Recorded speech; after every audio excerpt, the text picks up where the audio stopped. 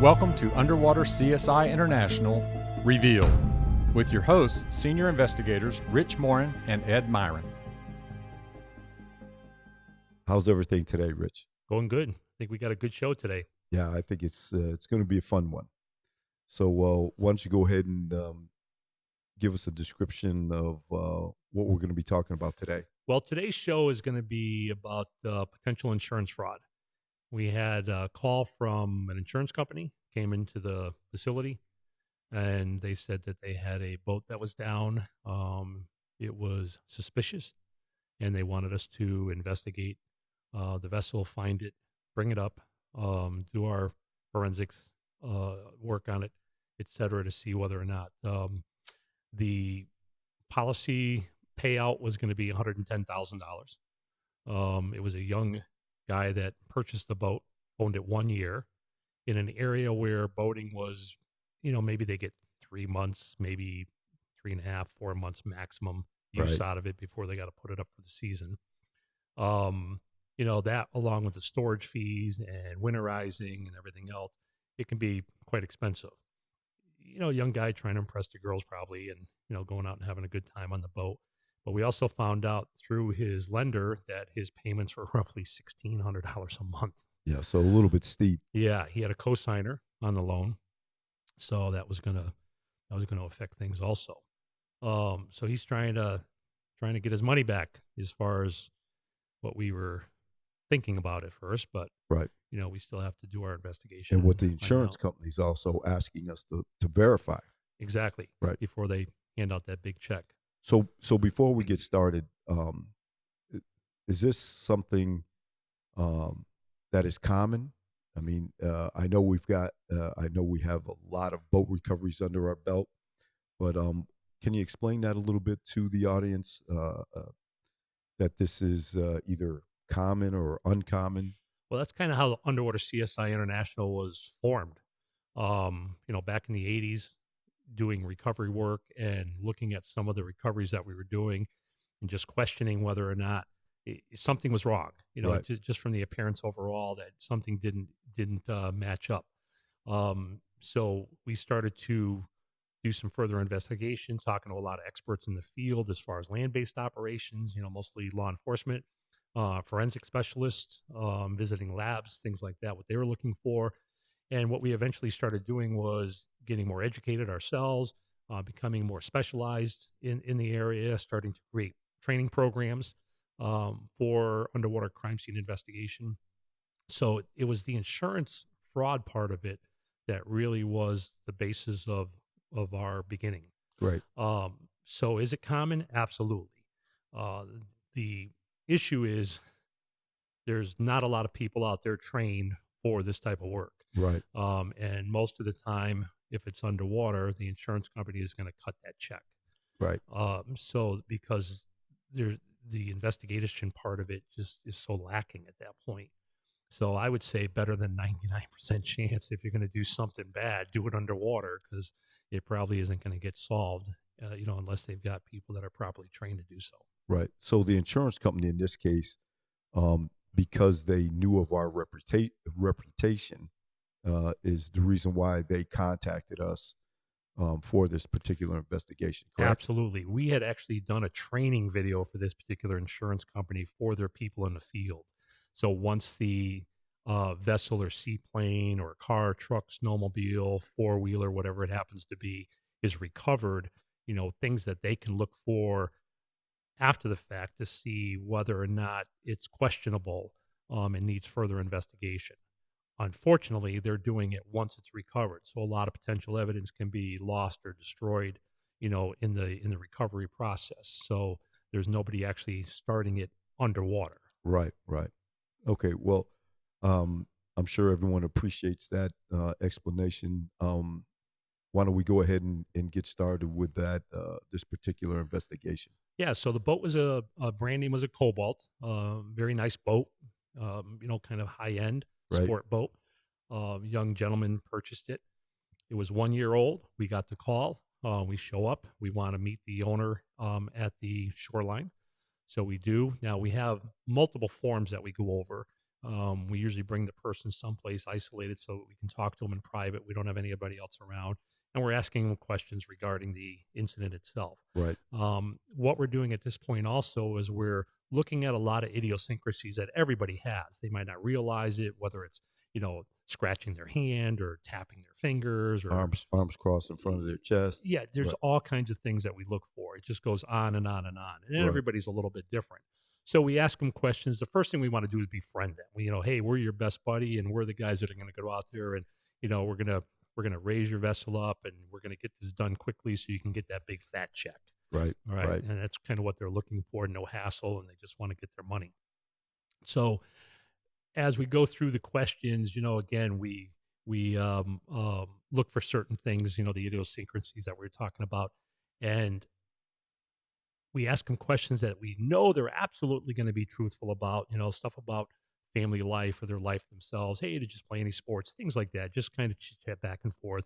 And then we ask them questions that pertain to the incident. And then we ask them questions that, we might anticipate that they might fabricate, Right. the answer. And we're doing that to get their comfort level, so that they feel comfortable with us, and so that we can see the variations and differences as they start to answer these questions. Absolutely, because we want them comfortable in certain points, and we want them to start getting a little agitated in others, so we can see the differences in their body language. Correct.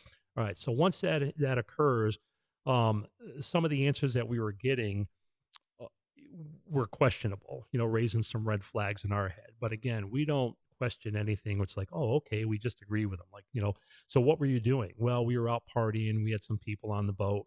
And we were just cruising along, and it just started taking on water. Well, Right. it's kind of odd, but yeah. And how many people on the boat? Yeah, well, that's the other thing is, hey, how many people on your boat? And the story changed, from 6 people to 8 people, and we were partying. So when we asked, well, can we get the names of the people that were on board?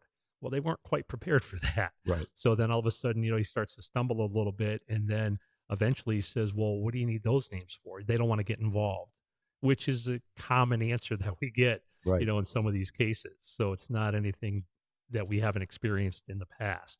So that kind of raises another flag. And then the location.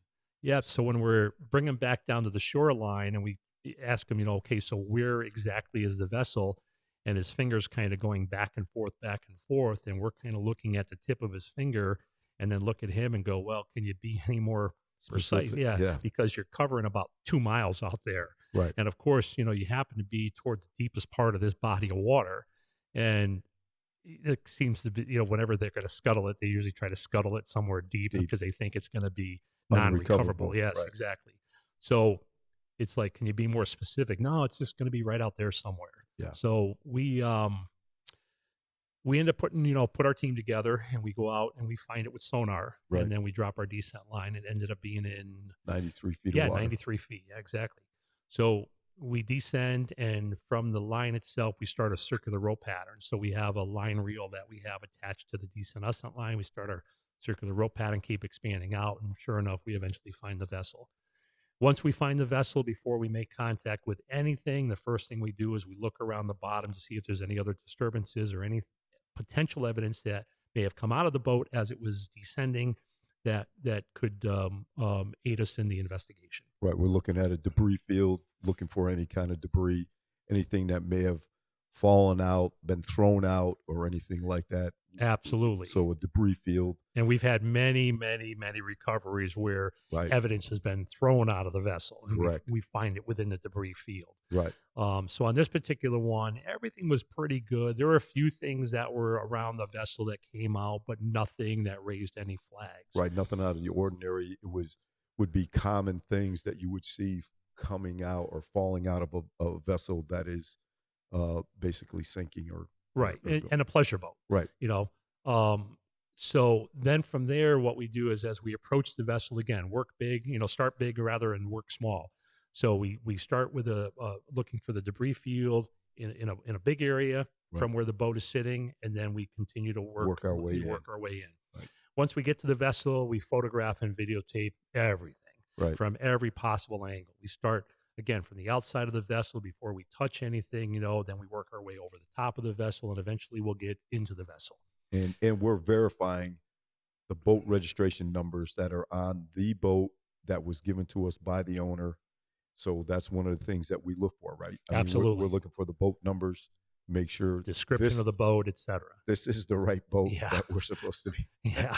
It's like, is this your boat? No. No, Okay. right. Oh, darn.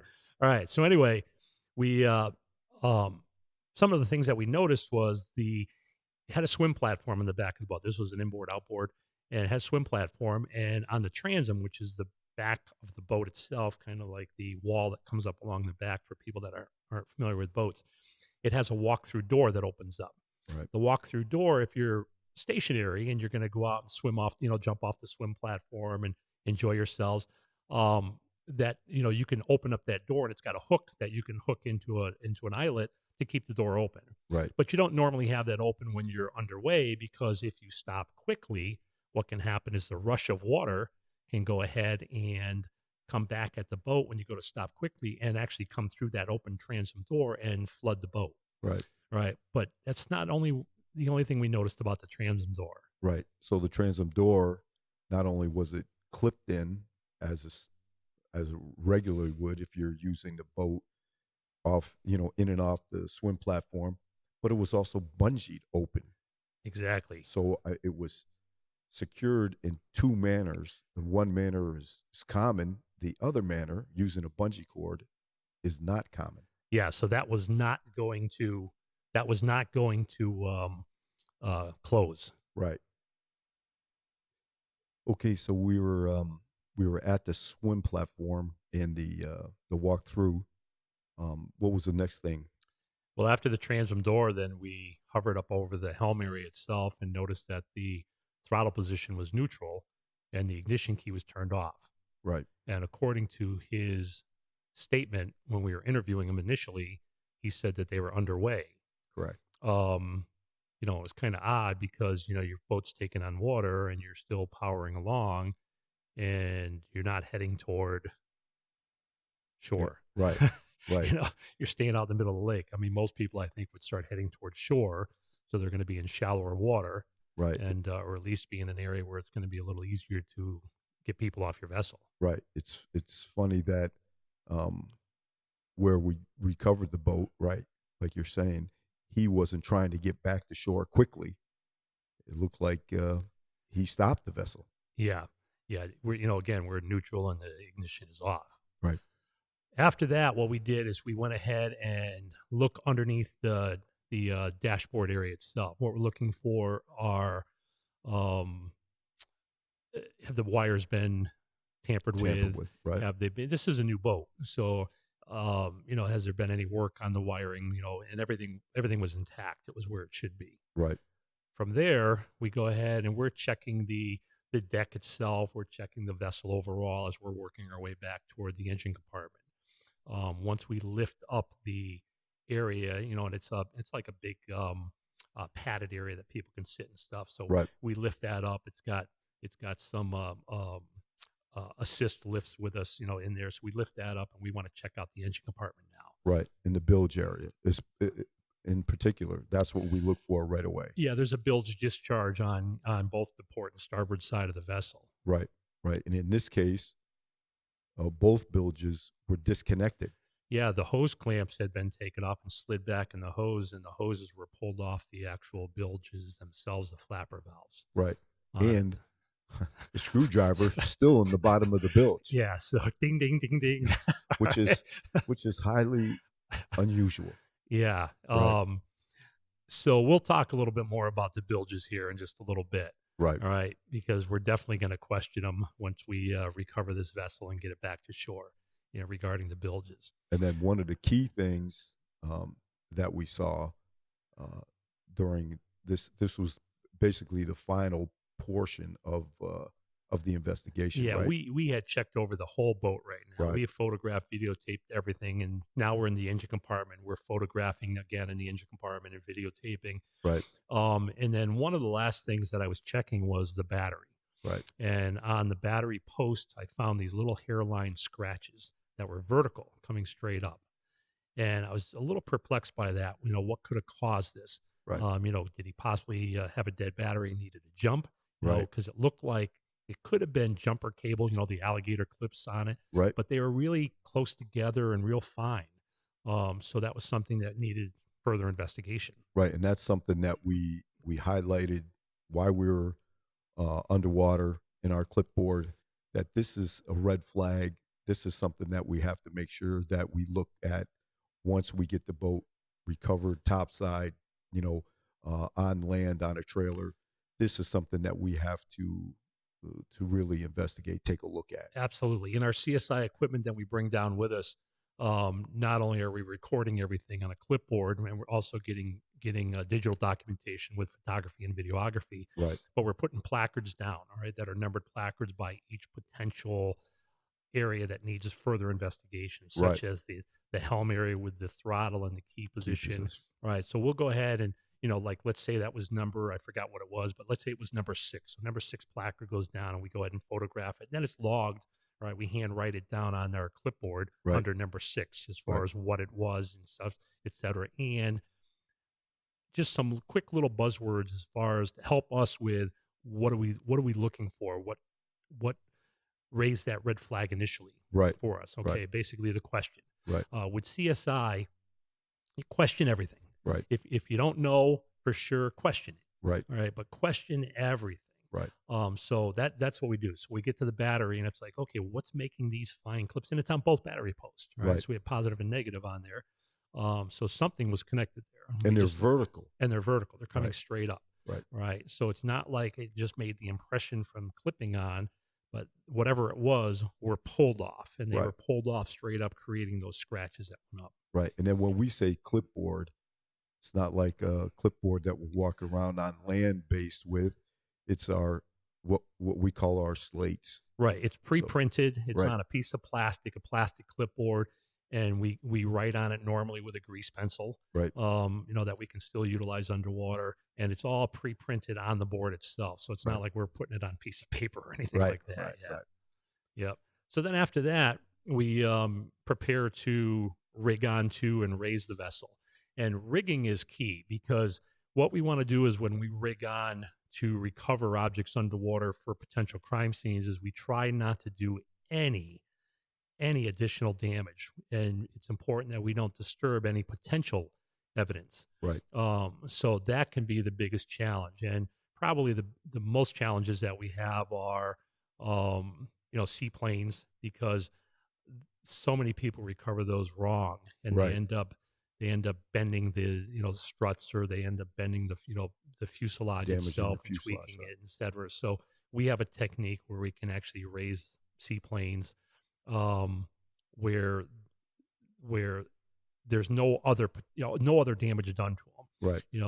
That we've come up with over the years. We've quite specialized in seaplane recoveries or float planes on that. Anyway, so then we get ready to rig onto and to lift the vessel. So what we do is we use, in this particular boat here, because of the lightness of it, it wasn't that heavy and stuff. We'll use a polypropylene line, a 3/4 inch, that we will put braided loops on the ends for rigging on. But we also have additional lines that come up and will attach to areas on the vessel, so that the lines don't slip on us. So if one bag ends up filling just a little bit before one on the other side, let's say the starboard side's filling a little bit quicker than the port side, we don't have to worry about that whole unit sliding underneath and breaking free. So we want to make sure everything is secured on that. Right. And one of the key things is that for sure we don't want this boat rolling over. Absolutely. We don't want it going to the surface and then rolling over, because again, we don't want to lose anything that's in this boat. Yeah. The other thing, though, too, Ed, that's a good question, or a comment rather. The other thing is, if we bring the vessel straight up, we're putting so much downward force on it from the pressure of the water, that we can end up doing damage to the actual structure of the boat. So what we do in this case here is, with our rigging, is we try to lift it so that the bow is lifting slightly ahead of the rest of it, and we're using the actual hull of the boat kind of like an aircraft wing, to come up on a slight angle to reduce the pressure that's being forced down on the vessel itself. Right. Almost like it's cutting through the water as it's raising up. As it's going up, exactly. and learning how to rig onto and the proper length lines or chains, whatever we're using, depending on the size, that becomes an art after a while. Right, right. And that's something that, again, that we've done over the years and perfected these types of procedures. Absolutely. I mean, we've done over 700 cases over the years. Right, So we've done a lot from right, from snowmobiles to four-wheelers, the old three-wheelers that we used to have, cars, trucks, snowmobiles. We even had the tow truck one time, a flatbed tow truck with a truck on the flatbed right, right, that went down. And so it's quite an art to learn how to do all that properly. right. So once we've got the vessel on the surface and we get it towed back to shore on the trailer, and then the investigation doesn't stop there. Absolutely. It's once it gets to the surface, then we use a trash pump to pump it out so that the boat will actually float again. What we're doing right now, we don't take any rigging off yet, Right, and the bags are all still inflated. But what we're looking for now is once we get it pumped out, is the integrity of the vessel, right? Is it going to float on its own, or is it still taking on water? right, So it's important at this point that we get it up so it's above the bilges, okay? Because otherwise water will just come back in right, because the hoses are disconnected. So we want to make sure that we get it up high enough above the bilges and see, again, check the integrity, make sure the hull's not cracked somewhere and it's still pouring in water, et cetera. So we leave all the rigging on as we're towing in. right, right, So it's a slow process. right. So once we get it back to shore and get it on the trailer, and then our investigation continues once it's land based now. Absolutely. We get it to a secure area, Right, and then we continue the investigation. And in this case here, one of the first things we did is we got a variety of jumper cables. Let me back up a minute. We went ahead and interviewed the owner again, right, right? And we now are questioning the throttle position, and we were questioning the key being turned off. We were questioning the transom door. We were questioning the battery post right, on that to see what kind of answer that we were going to get. As far as the battery post, he claimed that dead battery and he had to get a jump. So we went out and got a variety of jumper cables. right, And all of them pretty much had the same type of heavy duty alligator clips, big, bulky, etc., that would clamp onto the battery post pretty solid. Nothing that we found, nothing matched up to these thin lines. right. So we were still a little perplexed over this as far as what's causing these scratches. It might not have anything to do with it, Right, right? But it could have everything to do with it. right. So during that investigation, again, thinking about, what's causing, if none of these of these items cause this kind of scratching, what else could there be? Well, at that point, we had an idea that what about an electric water pump? Right, He had the bilges disconnected. Was he pumping water into the vessel right, in order to scuttle it? right, Right. Then pieces started to fall in. Okay. Why would you have a transom door propped open like that? right, Well, if we're pumping water in, we only have to get enough water weighed into the boat to where the water from the lake is going to come up over the swim platform, and only the bottom step now of the walk-through transom door. You don't have to get water where it's going to come all the way up, where it's going to come up over the entire transom or the gunnels of the boat, the sides of the boat. right, All right. So a lot less water. right, And then once that step gets below, the lake is just pouring in at that point. right, And then the boat's going to go down fairly quick. right. So what we did at that point was we We had investigator Robbie Green. right, we have Yeah. one of our staff members go out again, go out to a number of almost a 10-mile radius, go out to a number of the local auto shops, the marine shops, stores, and look for a water pump that would use alligator clips. Absolutely. So because the owner of the vessel was local, we told Robbie a maximum 10-mile radius, but start close by Right, and hit every automotive, marina, marine supply store, etc., right, and see if you can find a electric water pump with small alligator clips on it. right, So it was day 2 of Robbie being out in the field and going from store to store to store. And I remember that phone call? Oh, yeah. Yeah, Right. it came in. Robbie called us and he said, I got it. And it's like, Right. really? And he goes, yeah. He goes, I got it. He goes, not only do I have it, but I've got an electronic receipt of the guy purchasing And even better than that, it. Go ahead, you share it. even better than that, he had the basically surveillance video of the young guy Purchasing it. So Robbie's still at the store, and I told Robbie, I said, buy it. All right. Also, get a copy of the surveillance video. Right. Okay. So he secured that. So now we've got the water pump. Now we got the alligator clips. We size them up. They fit perfect. Right. All right. Absolutely perfect. Yeah. Identical scratches. They fit the battery post. Because during our investigation, we had another battery. We made the same markings. Same scratches multiple times, Right. with different alligator clips, just trying to replicate what we had on the original. Right. Yep. So we went ahead and contacted the owner of the boat, and we brought him in for another interview. Absolutely. So now we're pretty certain we know what happened. Right. Okay. So there's a few more questions that we want to ask. And again, we've been trying to get the name of the people that were on the boat. He wouldn't supply that. They don't want to get involved. The number changed from 6 to 8 and from 8 back to 6 one time. And we're still trying to befriend him. We're still trying to be buddies so that he tries to share more information with us. But then we also had asked him prior to bringing him in for that interview. Remember, we asked him how many boats came and picked everyone up that was Right. in the water, because he said everyone was treading water looking for, ways to get out of there. Right. Somebody to help him. Right. So, we had people that stopped by. How many people stopped by? How many boats? Did everybody get into one boat, or did multiple boats show up? Because you said pleasure boats responded. Boats responded. Right. You didn't say a pleasure Pleasure boat. boat responded. You said pleasure boats, when they saw us in trouble, started to respond. Right. So how many boats? Couldn't remember. Did you get the name of any of those people? No. Normally you're talking to those people if they come out and they basically save you out in the middle of a body of water. And pretty much, I know if you pull up in your boat, I'm going to say thank you, Rich, for saving my life, because I'm out Absolutely. here drowning. Absolutely. So I appreciate you picking me up. Right. I'm sure I'm going to get your name.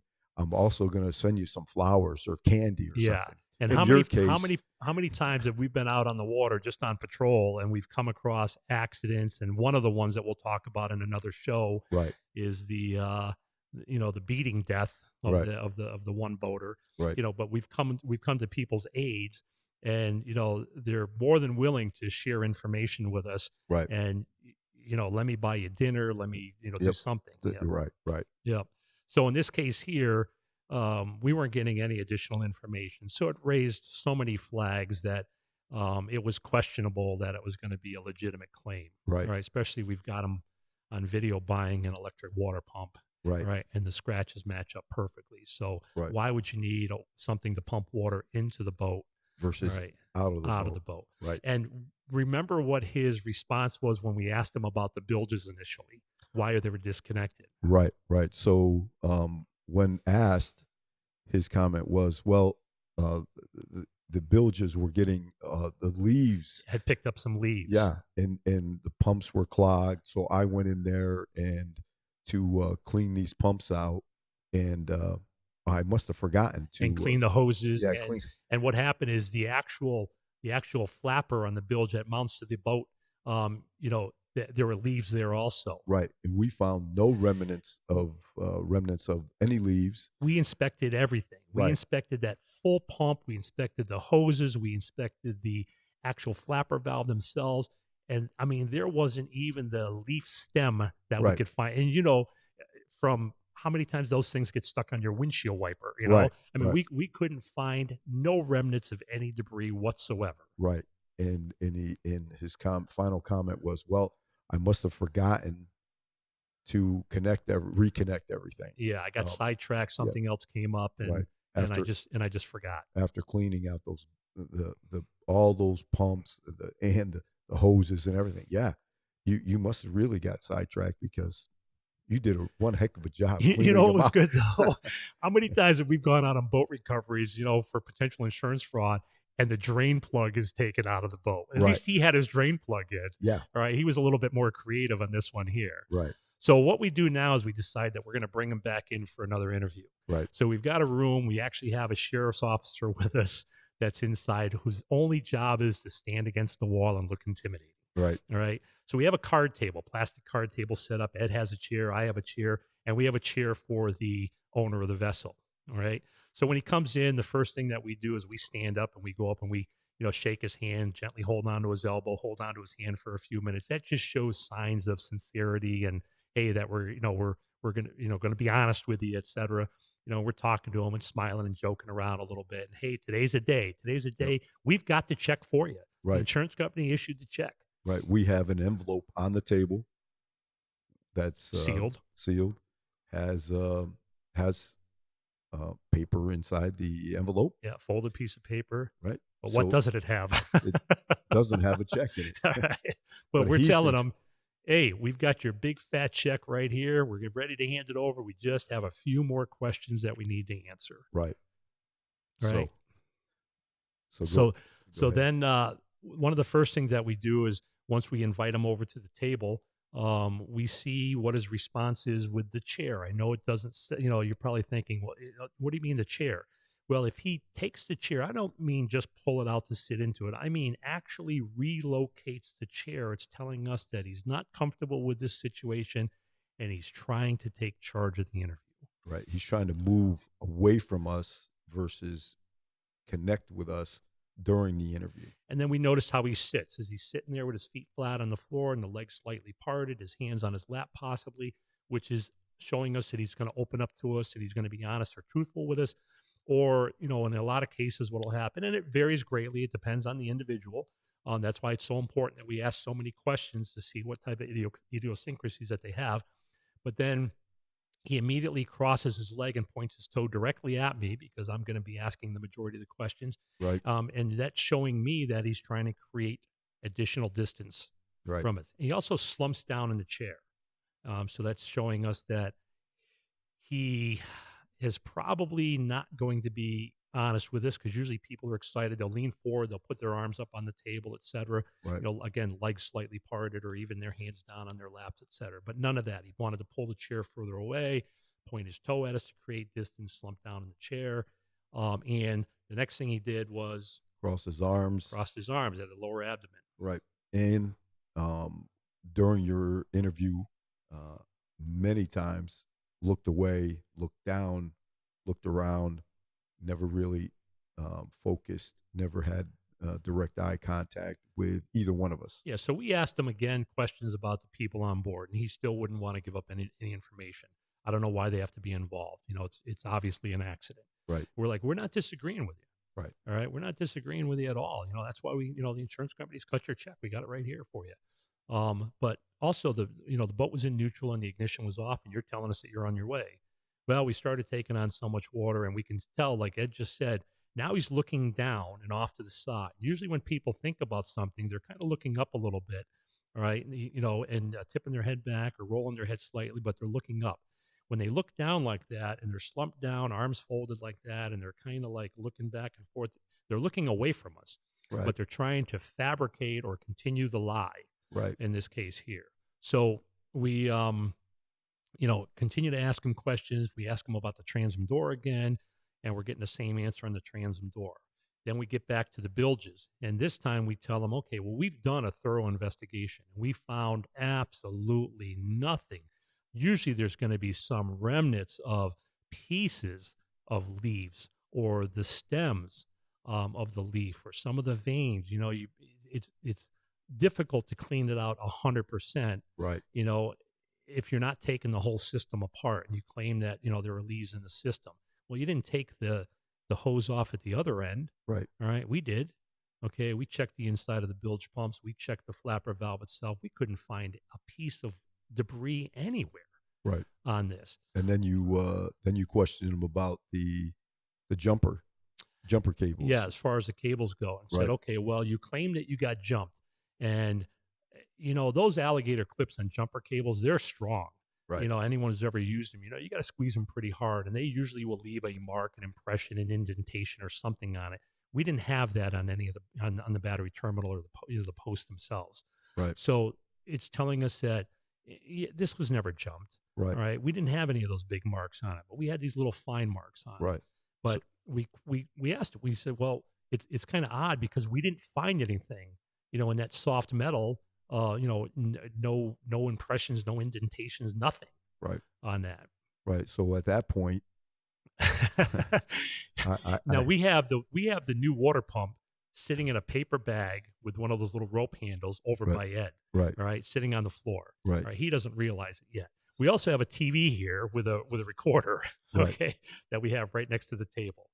So what do you do, Ed? Yeah. So at that point, I reach over, set the bag on the table. No, you just pulled the box out. Right. Yeah. Right. Pull the box out and set the box on the table that has this water pump with these small alligator clips as part of this pump. Featured on the picture on the box. Right. Right. So this guy's expression, oh my God, it changed so much. I mean, and he is fixated on this. Now he's getting very fidgety. He repositions himself in the chair. Starts to sweat a little bit. He turns and he's just fixated on this box. Yeah, we can see the sweat building up on his brow. His hands are fidgeting all over the place. He keeps wiping his palms on his legs. We don't do anything. All that did was just set the box up on the table. And then I look at him and I said, "Are you sure there's nothing else you want to share with us?" And as I'm asking that, Ed just pushes the box a little closer to him. And he looks away from me and looks at that box, and he's starting to sweat even more. I'm just profuse sweating now and getting very antsy. He just wants to get out of there. Right. And actually, he said to us, "Can I just get my check and get out of here?" Right. And we got your check right here. Yeah, right? here it is. Just got one more question to ask you. And now, okay?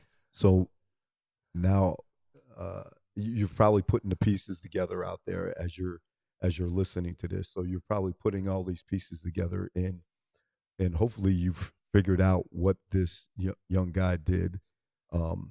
So Rich goes ahead to finish. After this young guy asked, "Well, can I just get the check and go?" So Rich gives him the conclusion. Yeah. So now I'm not his friend anymore. Right. All right. So now I sit back and I tell him, I says, "All right, let me tell you what we found during our investigation. You tell me how close we are to the truth on this." And I said, "Because we also have a video of you purchasing the electric water pump and an electronic receipt. So before I play that video, all right, let me just go ahead and run by you what we found. Okay, here's what we think happened, okay, through our investigation. You got a buddy of yours that's out there with another boat, all right? You have your bilge pumps disconnected. You can't afford this boat. Your payments are $1,600 a month for something you're using 3 months, 4 months max out of the year. Rest of the time, you're paying huge storage fees for it, winterizing, everything else. Right. Way beyond your means. So you want to get out. Selling the boat outright, you're going to lose too much money. You have that protective clause in your insurance policy where you're going to get this $110,000 check, which is going to get you out from underneath this boat and your co-signer. Right. Okay. So now, okay, you're out there, you disconnect your bilge pumps. The boat stopped. You're in neutral. It's turned off. Okay.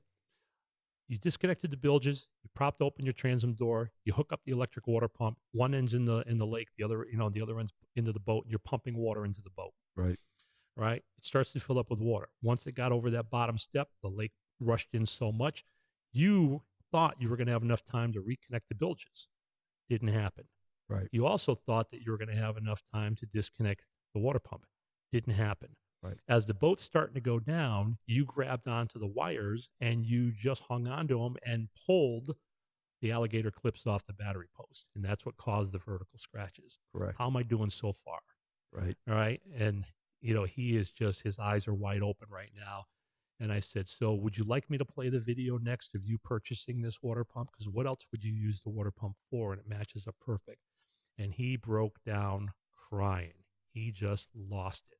Right. And his first question was, "Am I going to jail?" No, remember, do I still get do I still get the my check? check? And what did you do? I said, no. And I ripped the check or ripped the envelope with the piece of paper in that. Right in front of him. Right in front. That's cold, buddy. Yeah. That was a cold move. I know. All right. I was done with this This guy. kid is destroyed, and you just you just put the last nail in. Well, Oh man, and then his next question was to am I you, am I going to am I going jail? to jail? And I looked at him and I said, I'm going to tell you that probably a 99.5% chance, no. Right. And here's why: the insurance company's not going to spend the time or the money to prosecute you. All Right. right. If they were, we would go ahead and, we're going to contact them before you leave here. We're going to contact them. And if so, this officer right here is going to arrest you and, for insurance fraud, and it's going to go from there. We got all the evidence. He's been standing by. He's a witness also. So we'll check with the insurance company, but I'm going to tell you, we've been doing this a long time, and chances are they're not going to prosecute. So Right. you're going to walk out of here a free man. Okay. But but but it's not over. right. Okay. As far as the legality part of it, for insurance fraud, they're going to drop your policy. They're going to contact the other insurance companies. You're going to have a difficult time. Okay. Plus, if you ever do go to get another insurance policy, your rates are probably going to be astronomical. Right. So that's going to hurt you a lot, for quite a few years. The other thing is you're responsible still for the payments on that boat. Right. And look at the condition of your boat now. Right. Is it salvageable? All your electronics are shot. Right. And your dashboard, right? You had every type of electronic you could ask for up there. That's all shot. That all has to be replaced. The motor's got to be pickled, which means that it's got to be serviced to where, you get all the water out of it, right. so the rust doesn't start occurring and stuff. It's got to be operated. Rerun it. Yeah, and it never seems to run the same. Right. So, and the boat itself, not only do you have water submerged in all the cushions and everything else, but you got gasoline and slight oil, and right. so cleaning all that's going to be a headache. So even if you do spend the money to overhaul this boat again, it's going to cost you a fortune. You're still going to get a lot less for it on resale than what you're hoping for, and you're still responsible for those payments. And your co-signer co-signed this loan, so if you default on it, they're going to still be responsible for it. Exactly. So I think that there's been enough of a penalty put upon you, right. And you're going to have a lot of time to think about what you did. And the problem is, you heard all the people out there that are carrying insurance. It's people like you that create the fraud. The rest of us have to pick up those, because the insurance company is not going to lose the money. Right. They're going to raise everyone else's rates slightly in order to compensate for the amount of losses that they have in a year. Right. All right. So the damage has been done all the way across the board. Absolutely. The boat, the insurance, and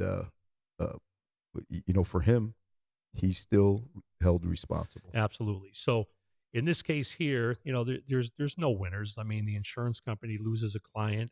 Right. This person, has got a rough road ahead of them, being right. a young guy. And the thing is, overall, I felt for the guy. He was really a nice guy overall. Was just in way over his head financially. Right. And realized that he had no money left over whatsoever for something that he could use a little bit. And boats are not cheap to operate. Right. He's got to have a slip fee because he wasn't trailering it all over the place. Right. So the slip fee, the storage Fuel. fees, the fuel, the winterizing, it's just a huge expense that a young guy like this just wasn't in the position prepared to have.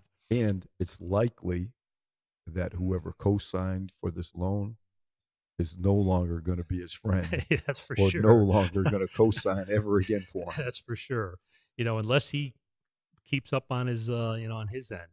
But, I told him, I said, very seldom will the insurance company prosecute unless, during investigation, they've already paid you off and, our investigation continues and we find something else. They might sue you for the money back or something like that. But very seldom, unless there's been loss of life, or additional property damage, that you created, et cetera. Very seldom are they going to sue you. In cases like that, they may sue you for retribution for monies that was spent on that. Right. But it just costs too much in a case like this. And we might think $110,000 is a lot of money, but to the insurance company, it's kind of a drop in a bucket. Right. As long as they didn't have to pay that out, they're happy. Yeah, they're happy. All right. Didn't cost them, anything except for our services, and they go ahead and they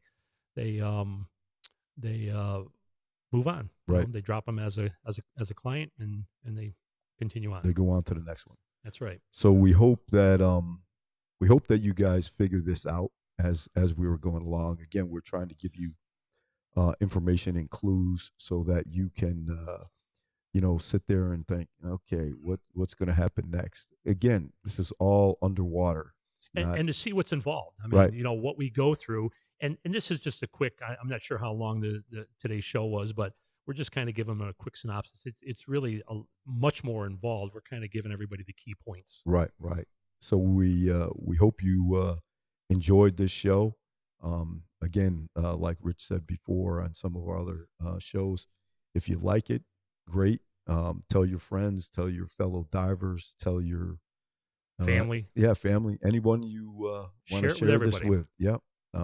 Because again, we're hoping to start doing reenactments so you can actually see some of these details and some of these things that we have to do underwater. So we're hoping that you guys go ahead and share this with your family, friends, other divers. Appreciate it, Ed. Yep. That was great. Great. Again, this is Underwater CSI International Revealed.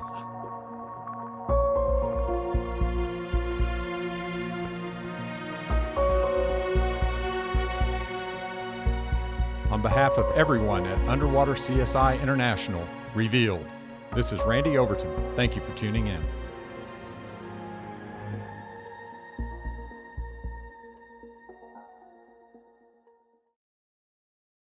Underwater CSI International Revealed is for entertainment purposes only. The information revealed is not intended, nor is it a substitution for the proper training and education received from a qualified dive professional. Certain episodes are loosely based on and may be modified from actual cases. Some episodes are fictional based, featuring procedures that could possibly be used by underwater investigators. Resemblance to destinations, actual cases, or persons living or deceased is purely coincidental.